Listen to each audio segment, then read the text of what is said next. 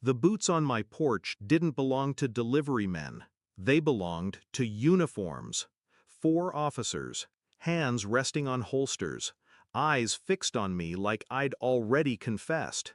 Behind them, she stood, my wife, hair perfectly arranged, face pale but framed with just enough trembling to sell the image. Tears balanced on her lashes like she'd rehearsed the scene in the mirror. "Sir, you're under arrest for the murder of Frank Delaney," the lead said. Her father. A year undercover, drug corridors, bribes, guns pressed to my ribs, and this was my welcome home? I looked past the badges to her. She didn't flinch. Then my son stepped forward from the hallway shadows. 17 now, voice deeper than when I left. "He told me he did it," he said. My pulse stayed steady. I'd learned long ago that showing surprise was giving ground. So I let them cuff me. I let them lead me away. I didn't even look back when she rested her hand on his shoulder like she'd just secured him a place in a better family.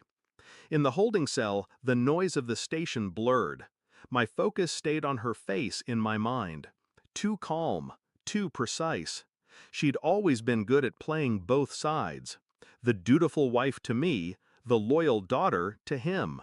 And yet, there was something new. The way her tears had fallen exactly on cue. When the prosecutor slid the file across the table, I read the script they'd written for me. Time of death, witness statement, financial motive. They'd even included my so-called confession to my son, 3 lines of his handwriting, each word a blade. But there was a detail they didn't know I'd see immediately. The date of death. It was the same week I'd been buried deep in a different identity, under federal orders, miles away from home. I had airtight alibis, if I chose to use them. But airtight wouldn't be enough. Not for me. She'd made her move. That meant she thought I was a man who would defend himself, clear his name, come home to her. She didn't understand. I wasn't coming home. I played along in court, silent, watching, letting their confidence grow. Every recess I scanned the small gestures, the way she whispered to her lawyer, the way my son avoided my gaze. He'd been coached, not just in words, in loyalty. 2 nights in, I made my first quiet call to an old contact in counterintelligence. I didn't ask for favors.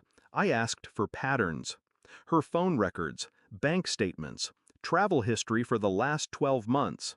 By the 3rd day, I had enough to start building the picture.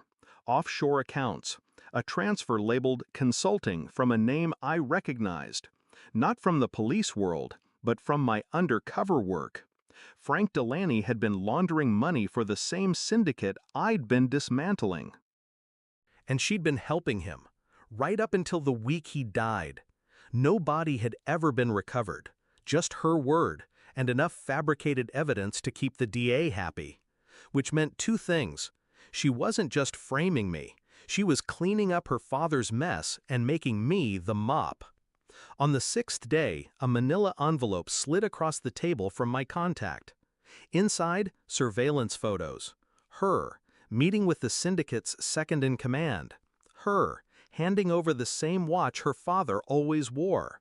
Her, signing papers that transferred property titles into her name the day after his death.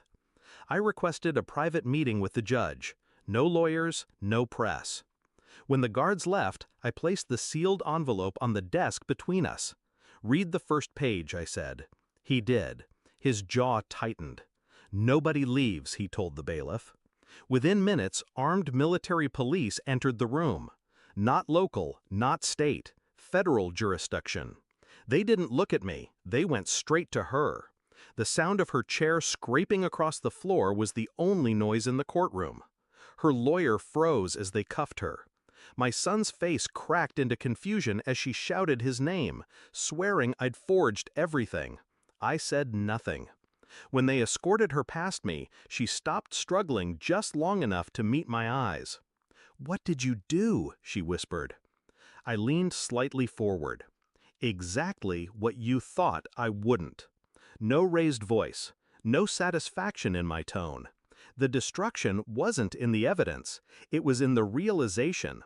The moment she knew I'd seen through every layer of her play months before I came home. Because the truth was, I'd been tracking her long before Frank Delaney's heart supposedly stopped. And I'd already found the syndicate's leash around her neck. I'd just waited. Let her frame me. Let her step onto the exact stage she'd built for my execution. And then I'd turn the lights on. They released me without a word. Outside the courthouse, the air felt colder than I remembered. Quieter, too. My son didn't come after me. He stayed inside with the officers. That was fine. He'd made his choice when he took the stand. I didn't look back at the building. Frank Delaney was probably still alive somewhere, hiding behind another name. She'd join him in the federal system soon enough, or in a grave with the rest of them. Either way, she wouldn't be at my door again. People think revenge is fire. It isn't. It's ice. And ice doesn't melt just because the game is over.